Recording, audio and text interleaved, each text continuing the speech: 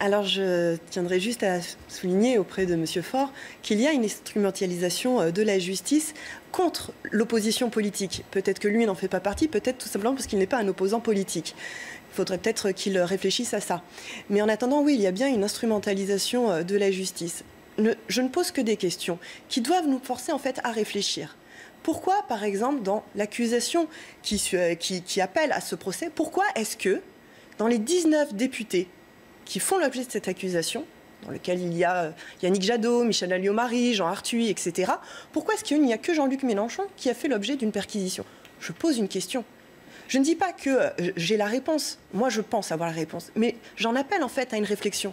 C'est-à-dire que si nous ne nous posons pas les questions, est-ce que la justice est réellement indépendante? Est-ce que la justice, à un moment, ne sert pas à criminaliser une opposition politique? Et on le voit, malheureusement, il n'y a pas que le procès de Jean-Luc Mélenchon.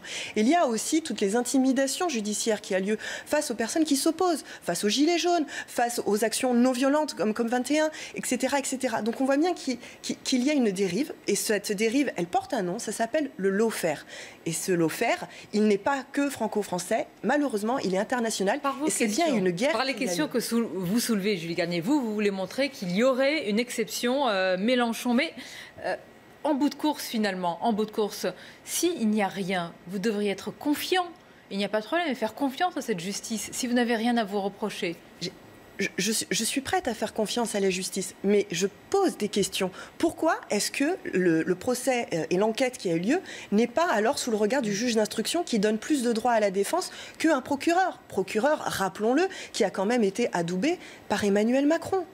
Est-ce que rien que ça devrait interpeller? Réagir quand même. Qu'est-ce qui est en train de s'installer ici? Il y a ce qui se passe dans le tribunal et ce qui se passe à l'extérieur. Il y a beaucoup d'échanges entre les deux hommes. Quand je dis à mano, c'est réellement. Oui, et on sent la tension et une forme d'hystérie. Je suis d'accord avec vous, il y a vraiment un mano. Et je vous rappelle quand même que M. Dupond-Moretti a utilisé des mots, j'allais même dire des insultes, hier en tribunal, où il a dit à Manuel Bompard, énergumène, tête de nœud, ferme-la. Voilà, c'est ce qu'il a dit. Donc, j'ai envie de dire, qui s'énerve le premier, c'est quand même lui. Pour un avocat, je ne suis pas juriste, mais il me semble que ses propos sont déplacés dans l'enceinte d'un tribunal. C'est mon avis. Julie Garnier, lorsque vous entendez Maître Dupond-Moretti parler de Jean-Luc Mélenchon lors de cette scène, lors de cette perquisition et dénoncer une logique paranoïaque, une attitude injustifiable, qu'avez-vous envie de lui répondre, même si ce sont des mots qu'on entend depuis pratiquement un an? J'ai envie de lui dire qu'il regarde les façons dont la perquisition s'est passée. Le matin, il y avait une perquisition au domicile de Jean-Luc Mélenchon, qui s'est très bien passée. On l'avait vu d'ailleurs sur les images. Or, quand il a appris... Enfin, il était étonné quand même, hein, bien passé. Oui. Il était un peu surpris, voire choqué. Il était surpris, choqué, déjà, mais il n'y a pas eu d'incident. Vous pouvez quand même le reconnaître. Or, on apprend que ce n'est pas une perquisition, mais plus d'une dizaine, voire même une quinzaine de perquisitions qui sont menées en même temps. C'est-à-dire qu'on a un dispositif qui n'a jamais été utilisé jusque-là. Il se rend à ce moment-là au siège de la France Insoumise, et qu'est-ce qu'il découvre? Qu'on refuse l'accès à cette perquisition, c'est-à-dire qu'on leur refuse de pouvoir constater qu'est-ce qui est pris, qu'est-ce qui est sous scellé. Il n'y a même pas de procès verbal. Donc rien que ça devrait déjà nous alerter sur le caractère inédit, et j'allais même dire illégal, de la procédure. Alors dans votre sens, certes, mais pourquoi cette attitude? Quand vous entendez Maître Éric Dupond-Moretti qui dit un mot d'excuse simplement pour les policiers, pourquoi ne pas se retourner, lui qui est la République, parce qu'il est évidemment comme d'autres qui incarnent, pourquoi ne pas s'excuser auprès de cette autorité dans notre pays, qui est, vous le savez, parfois remise en cause, parfois bousculée? Alors je vais vous dire, et comme je vous disais, il y avait une autre perquisition qui avait lieu en même temps, et également au parti de gauche. Sur le mot d'excuse. Je vous assure. Pourquoi? Je vous assure que s'il avait agi différemment, je vais vous dire comment ça serait passé, parce que ça s'est passé exactement comme ça au parti de gauche. Parti de gauche, Éric Coquerel, on lui a refusé l'accès. Il a accepté, malheureusement, ceci, et le fichier adhérent a été pris. Le fichier adhérent, ça veut dire qu'on a des personnes dont le nom circule et on ne sait où. Pour autant, aujourd'hui, on est dans un autre temps, celui de la justice, et on l'espère aussi celui de l'apaisement. Je vous repose la question. Oui. Un mot d'excuse de la part d'un élu qui a un parcours comme lui, Jean-Luc Mélenchon, face à des policiers. Et vous avez vu les mots d'excuse, il les a eus juste après, et sur le moment même où il a dit « rassurez-vous, personne n'est violent », il a rassuré la personne. Et la personne d'ailleurs a reconnu en témoignage qu'à aucun moment il ne s'est senti agressé et mis en difficulté. Il l'a reconnu lui-même. Mais vous voyez, Dupond-Moretti disait quelques mots auraient suffi, j'ai déconné.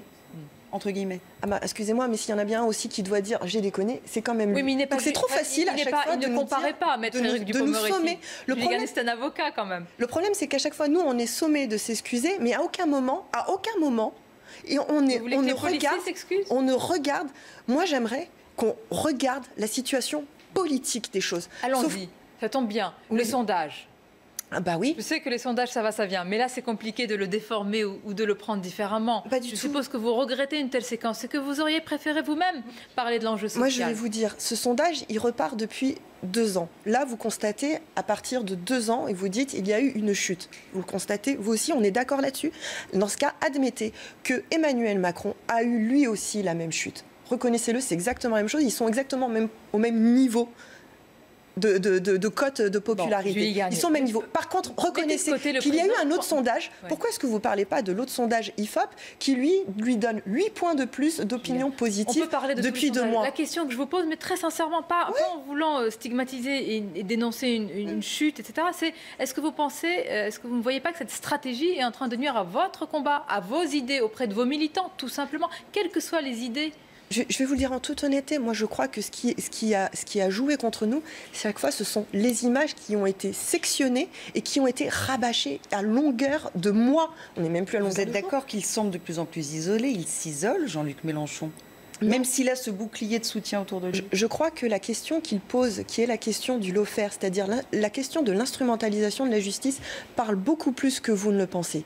Elle parle beaucoup plus parce qu'on voit aujourd'hui que cette criminalisation, elle se répand du côté du syndicalisme, du côté des associations et du côté même juste simples citoyens qui veulent manifester. Aujourd'hui, vous avez une amende parce que vous avez un ballon jaune. Non mais où on est? Vous voyez bien que cette question de l'intimidation par la justice est une question qui va bien au-delà. Ça vient quand elle va dans votre sens, vous ne dites rien sur les décrocheurs de portraits. Vous êtes d'accord avec cette justice-là qui leur donne un petit peu. Nous saluons effectivement la décision. Vous voyez, non, mais je le reconnais, nous saluons la décision. Variable. Non, je ne dis pas ça. Par exemple, quand M. Fillon avait été nous l'avons soutenu justement parce que nous avons dit qu'il y avait un agenda qui était problématique. Nous sommes cohérents là-dessus. Et justement, quand le juge a rendu la relaxe pour les décrocheurs, qu'est-ce qu'on a entendu sur les plateaux? Qu'au contraire, c'était une décision politique et là, vous la condamnez. Donc, le problème, c'est que si vous faites un égal entre un juge d'instruction et un procureur, vous passez à côté de la question politique des choses. Et il est là le problème.